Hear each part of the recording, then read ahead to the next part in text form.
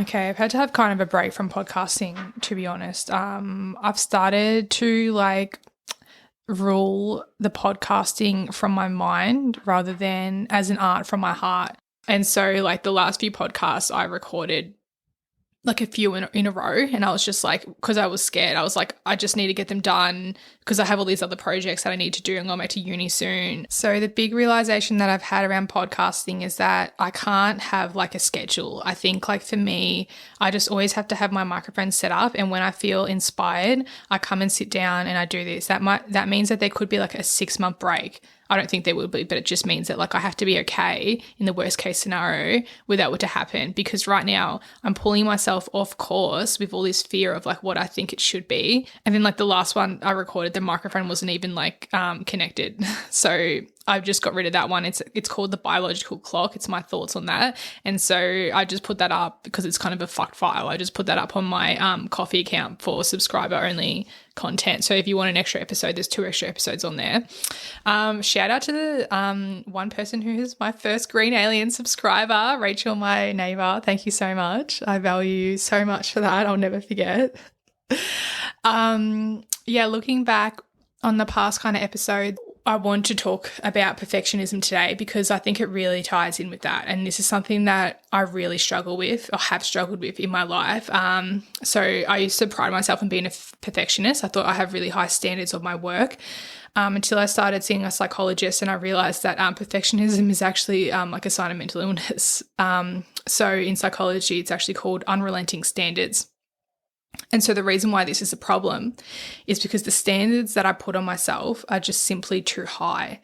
And I'm in this constant state of discomfort because I'm never satisfied. Whatever I do, no matter what I achieve, it's never good enough. I'm always at the bottom of the mountain, no matter how hard I'm trying. And I remember one time that like I really noticed this is like when I was 27, I hiked to Everest Base Camp. And I did it completely by myself. I didn't have a tour guide. I didn't have like a guide on the path. I didn't have a porter to carry any of my things. It was just me in a backpack for 3 weeks. And to make it extra hard, instead of flying into the mountain like everyone else does, I got a bus to Jiri and I spent an extra week walking up the mountain. And that was, oh my God, easily one of the most beautiful experiences of my life. But it was very hard. Like when I think of my achievements and shit, I think of like that was a really hard thing that I did. But the interesting thing is that like when I got to base camp, my goal that day is you can also climb a neighboring peak and like watch the sunset. It's meant to be really nice. And like I just want to do the hardest shit all the time. So I'm like, yeah, cool, I'm definitely going to do that. And then after that, I was going to spend another like 5 days going around like the lakes and stuff that are up near the top. But on the day that I went to base camp, I got really bad altitude sickness. I got like a splitting headache. And there was a doctor up there and he was just like, you need to go back down like immediately. So I did. And like I was beating myself up that like I didn't climb that peak. It was almost like I got 99% on the test and I didn't get 100, and it fucking really pissed me off. And I was like, there was no sense of like, yeah, like I made it to base camp. Like, well, what a massive achievement. All I could think about and notice was the fact that I didn't climb that peak and I therefore failed. And it was like, even then I was like, that's fucked. Like there's something fucked about that. Like I, should be more proud of myself. And so really the underlying theme of this is just not feeling good enough.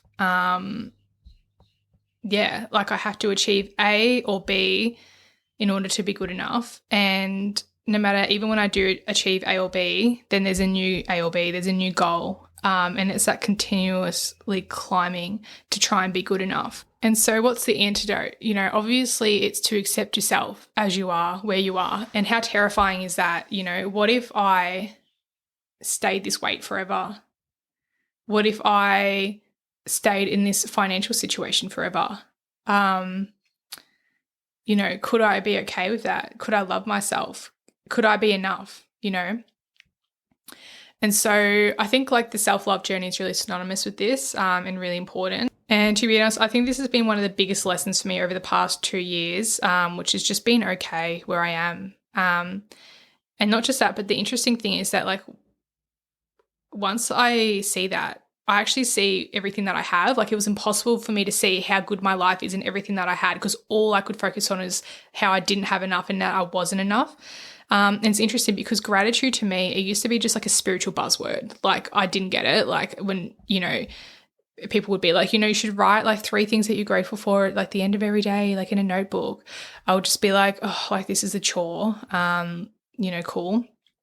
Now I really, really get it. And it's like such an important part of my practice because like gratitude for me is just like, it's seeing everything that I have and it's changing my perspective completely. And when I look for the things that I have, I realize, and like not just realize, but like I genuinely believe in my heart that like where I am okay is not just like where I am now is not just okay, but like it's perfect. Like, some things that I'm grateful for example, like both my parents are still alive. My body is, I'm never in pain. Like my body is healthy. I have like one really, really, really great best friend. Some people don't get that in their lives. I absolutely love where I live and the house that I live in. I always have money for food.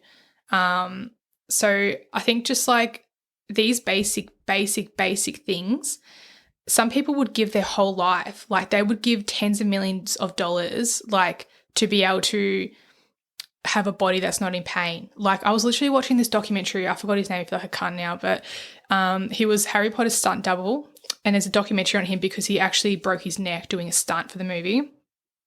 And just watching that made me feel so grateful because I finally had this realization in my head that this man, and there's so many, I'm sure there are so many millionaires, billionaires who are like probably in a wheelchair who could never walk again, who would literally give $10 million, that's probably a conservative figure, to be able to trade bodies with someone who can walk. Like that's a fact, right? And that made me think that just my body as it is, for the simple fact that it can walk, in other people's eyes is worth $10 million. And that's not like a bullshit fucking figure. That's like 100%, they would definitely pay that if they had that to be able to walk again and trade bodies to do that.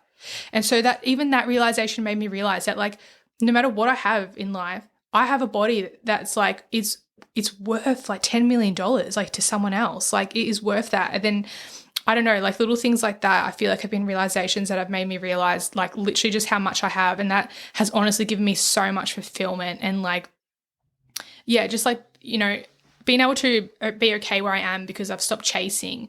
I still have really goals. I think life is kind of meant to be about 50% self-acceptance, 50% self-improvement. I think it's always good to have goals and strive for better. And I do have huge dreams, almost grandiose dreams, I would say, that I'm not ready to kind of give up on. But I think I've detached from like whether or not they come true or not. It's a game to me. It's fun to me. My self-worth doesn't depend on it happening, because, I really believe I am enough as I am. In terms of resources, I've been reading The Gifts of Imperfection by Brene Brown. I'm such a fan of Brene Brown and her work. She's like she does a lot of studies on things like this. So one thing in her book that really struck me is that people who are perfectionists, they carry a lot of shame around that feeling of not being good enough. And I realized that is so very true for me. A lot of like if I do the wrong thing or say the wrong thing, there's a voice in me that just goes like, oh, like it's that feeling of shame. And I carry that shame 20 times throughout the day for doing the wrong thing, because my morning routine wasn't good enough, because I didn't eat healthy enough foods, because I said the wrong thing, whatever. It's just like I'm constantly, there's this tyrant in my mind that's just saying you have to be perfect. And whenever I just slip up from that, it's just like difficult to live with myself in a way. And so that's something that I'm working on now is like 1, noticing when I still feel that shame, and 2, releasing the shame from the past. Another great book is called The 4 Agreements. You might be familiar with this one. It's by Don Miguel Ruiz, and it's quite a popular Toltec wisdom book. And I think it's like $14 at Big W and Kmart. But one of the agreements is always do your best. And he wrote in this book something that really stuck with me, and it said that we basically use self-love as a motivator by only granting it to ourselves once we achieve. But it did make me realize something that my psych said to me, which is 2 things. Because I get really, really, the pressure I put on myself can really be defeating for me and contribute to my depression and stuff.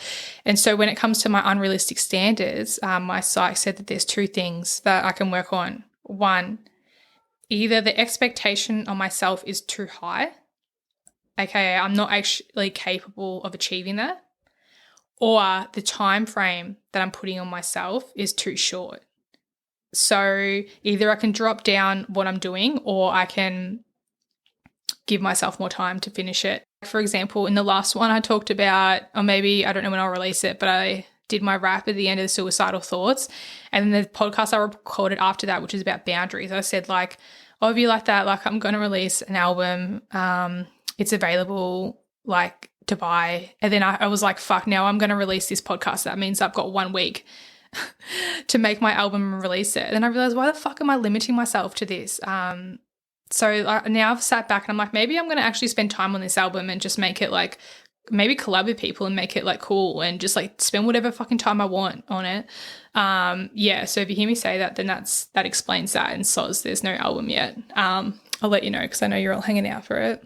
Yeah, so that's pretty much all I have to say on that. I am you, and this is the journey of setting yourself free.